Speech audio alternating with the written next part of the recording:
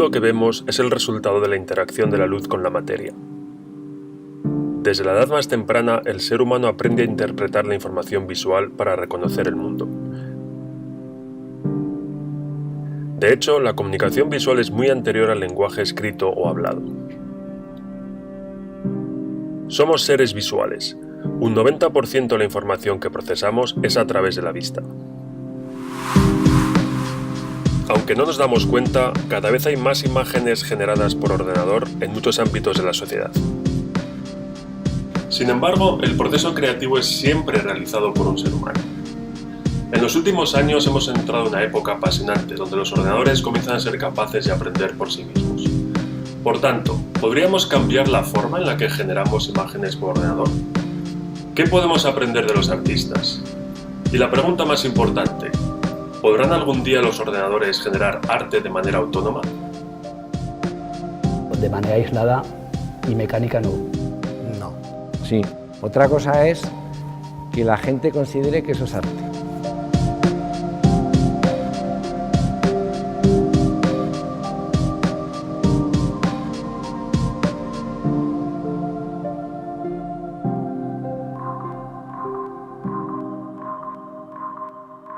Los ordenadores son muy buenos siguiendo procesos preprogramados. Sin embargo, para poder generar arte, deberíamos conocer un poco más el proceso creativo. ¿Qué estrategias han utilizado los artistas a lo largo de los tiempos para generar arte? ¿Cómo modifican la realidad para plasmar estas ideas y este arte? La creatividad no es más que una forma de organizar el material en nuestra mente, a través de los sentidos o a través de la percepción, para resolver determinados problemas.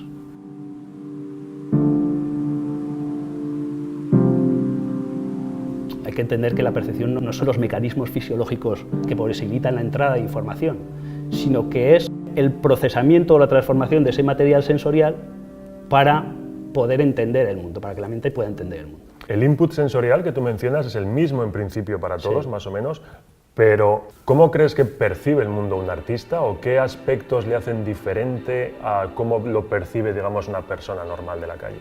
Un artista puede haber desarrollado una mayor sensibilidad, entendiendo la sensibilidad como una mayor atención, una mayor discriminación de detalles, o un artista puede tener una mayor atención selectiva y poder atender a cuestiones o a aspectos formales, y un artista también puede haber desarrollado más la memoria visual, en el sentido de que es capaz de almacenar y de recordar estructuras visuales de los objetos.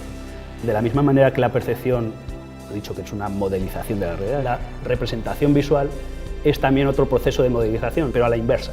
Es decir, cuando generamos contenidos artísticos, lo que hacemos es restituir esa sensación que tenemos a través de los perceptos que tenemos almacenados en la memoria o simplemente los que estamos obteniendo en ese momento. Los artistas transmiten su percepción del mundo a través de sus creaciones y sus obras. ¿Son las máquinas capaces de percibir y transmitir la realidad del mismo modo?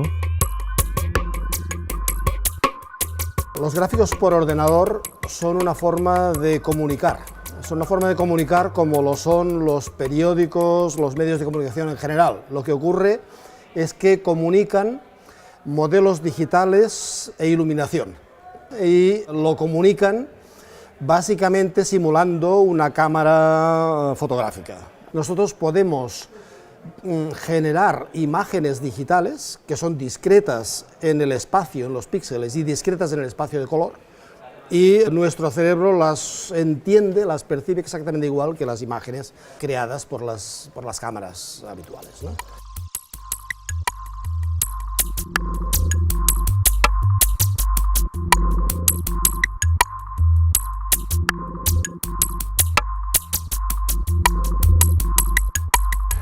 Cuando hablamos de gráficos, uno enseguida piensa en juegos o en cine, efectos especiales, pero ¿en qué otros ámbitos de la sociedad están embebidos los gráficos por ordenador? Los gráficos sirven sobre todo para visualizar aquello que está lejano o es inaccesible.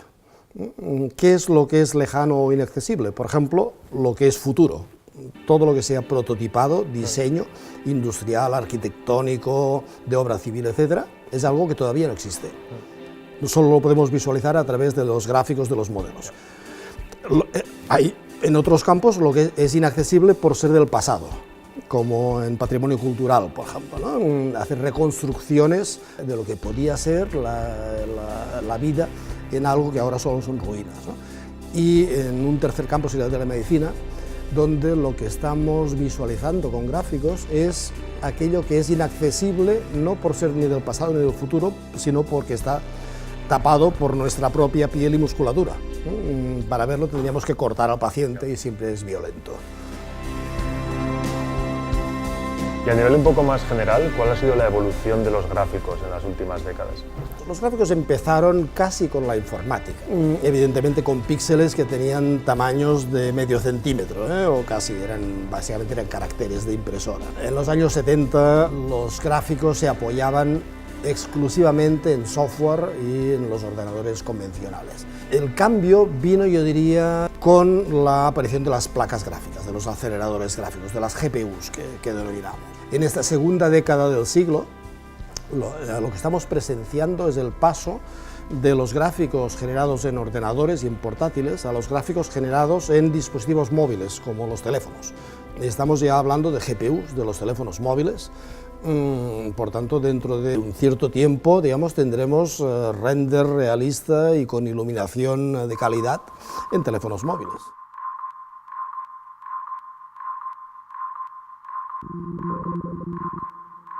Los ordenadores son, por tanto, muy buenos ejecutando las instrucciones que les decimos. Pero ¿cómo podemos hacer para que sean capaces de crear por ellos mismos?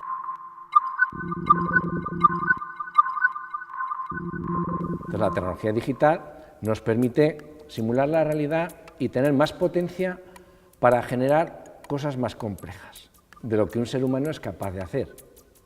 Tenemos más potencia para dos cosas. Una, que el artista tenga herramientas más potentes para expresarse. O sea, antes no había artistas digitales y ahora hay artistas digitales que sin el computador y todas las herramientas pueden hacer. La otra, volvamos creativos a los computadores. ¿Tú crees que un ordenador puede llegar a captar y plasmar diferentes estilos en las imágenes? En este momento que vivimos en el mundo de la simulación, que hemos aprendido todos a intentar simular fenómenos que ocurren en la naturaleza, eso mismo aplicado al mundo de los gráficos, que no es el de reproducir la interacción de la luz con la materia, que es la parte fotorrealista, sino lo que se llama el rendering no fotorrealista. El rendering no fotorrealista lo que ha pretendido y pretende es intentar reproducir los estilos de generar imágenes del ser humano antes de la fotografía y el computador, es decir, las acuarelas, las pinturas de un cierto tipo de tecnología, el lapicero, el bolígrafo. Entonces, ¿qué se hace? Bueno, pues simulan la interacción del papel con un cierto gramaje, con la humedad y la pintura y la presión, que es una simulación compleja. Entonces tú puedes pintar estilo acuarela o puedes pintar estilo Velázquez. ¿Por qué? Porque estilo Velázquez es un cierto tipo de técnica con un cierto tipo de pintura, pero una forma de dar los trazos. Entonces, como sí que se pueden analizar con tratamiento digital de imagen, tú puedes intentar reproducir, pero siempre hay un ser humano detrás del computador que es el que está diciendo cómo lo tienes que hacer, dónde lo tienes que hacer. Entonces, estamos en una muy buena fase en la cual las máquinas son suficientemente listas como para aprender en entornos que de entrada son desconocidos para ellos, pero marcando un límite muy concreto. Nos falta un poco qué hace el cerebro, porque hasta que no lo entendamos o podamos construir un modelo suficientemente aproximado a cómo lo hacemos nosotros, mal se lo vamos a explicar a una máquina.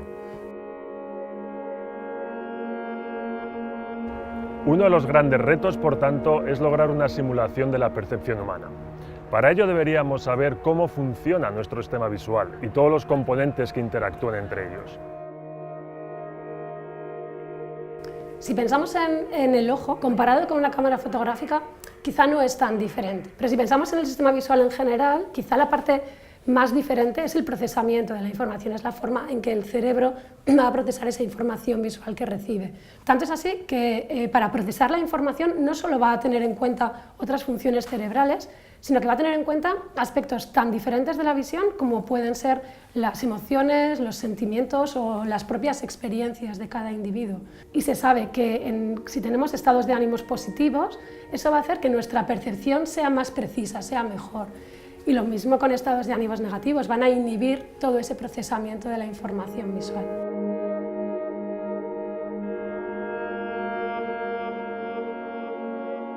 De todo este proceso del sistema visual hay cosas que conocemos y cosas que aún están un poco por conocer.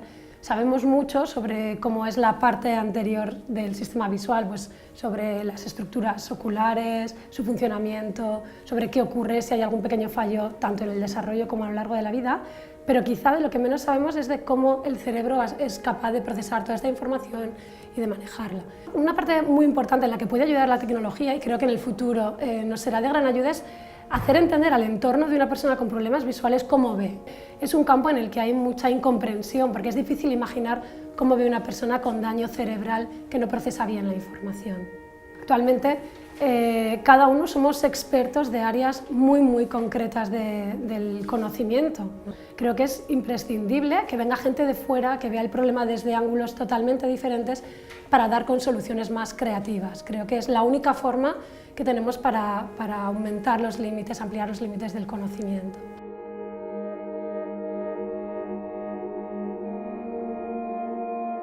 Ya conocemos los retos que existen en cada campo. A medida que estos van madurando, el verdadero avance se produce solo mediante la colaboración entre ellos. Estos benefician no solo a cada campo por separado, sino que pueden dar lugar a nuevas disciplinas y nuevos interrogantes. No sabemos si los ordenadores llegarán a generar arte algún día, pero quizá dar una respuesta explícita a esta pregunta no sea tan importante como plantearse y solucionar los retos que surjan durante el camino.